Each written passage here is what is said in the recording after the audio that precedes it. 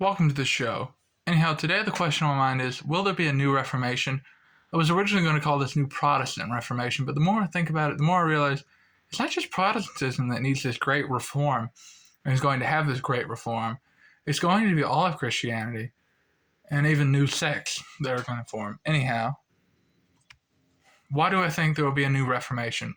Well, the last Reformation was driven originally by the invention of the printing press. What this allowed for us before was for everyone to read their own Bible. There have been proto-Protestant movements beforehand, but pretty much what allowed Protestantism to exist is that everyone can now read their own Bible and therefore come to their own conclusions about it.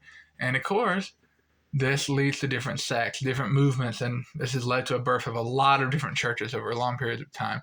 Um, Also, the big reason and it wasn't just Protestantism that had this reform; it was also the Catholics. It's called the Counter Reformation. The Reformation drove its own Reformation, and even eventually, this Reformation spewed over into the Orthodox Church a little bit. The Orthodox Church has at least been influenced by this massive change in the world. And we really do have an equivalent today, and that's the computer and the internet. The internet is what the printing press was for the 15th century, is for the 21st century, the internet allows for pretty much anyone to find anything they want about religion. We originally saw this with the rise of the new atheists. A lot of people left Christianity because honestly, they were raised on pretty dumb fundamentalist versions that are not that good to defend. And a lot of people left. A lot of atheists were born.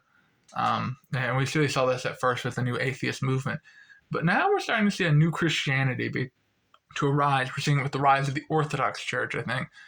We're seeing it with people like Redeemed Zoomer. Redeemed Zoomer is a really good example of what may happen. He's organizing his own movement to the reform of the church.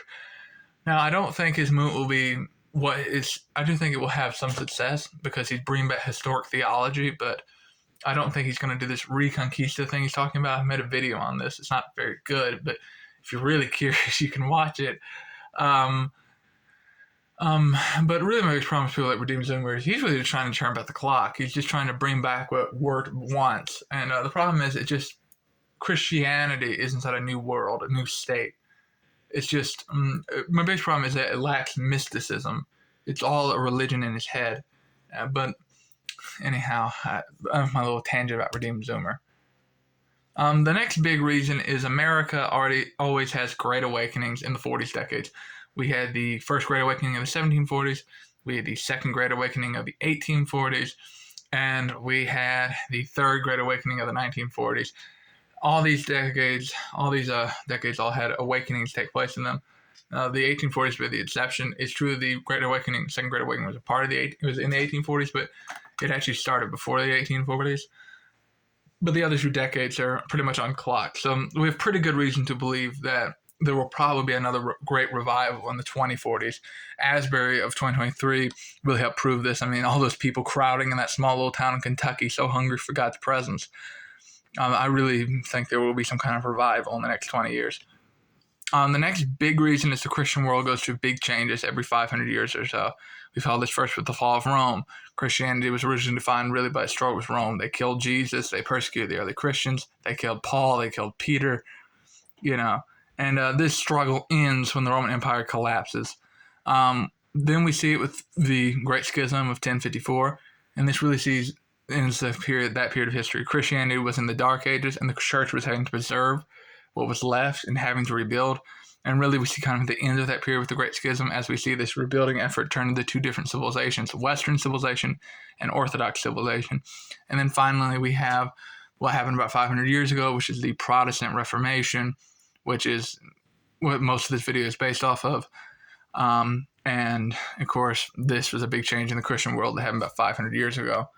Another reason, if I say the biggest why I think there will be a new Reformation, is Christianity is declining, in part due to the rise of the internet, what we talked about earlier, but it was already happening before the rise of the internet. And it's just this gradual secularization process. In America, religion's starting to drop off. Gen Z is, at least I think, I'm a Gen Zer, I think is a minority Christian generation already. So this is likely only to get worse in the future. And this will, of course, have to drive some kind of reformation, or they're going to end up like that little church on the right there, closed. And what I think the solution is, and what will be the topic of the next video, is Christian mysticism. This is really this strong focus on hearing the voice of God and feeling the presence of God and just feeling Christ, feeling God, knowing Christ, knowing God. And this is going to be the big counterweight to the very materialistic and dead world we live in today. People are going to seek God. They're going to seek his presence harder. This is why we're seeing the rise of Eastern Orthodoxy, the rise of Pentecostalism. And we're going to go more in depth into this subject in the next video, Christian mysticism, Protestant Reformation, New Protestant Reformation, Part 2. Well, see you then.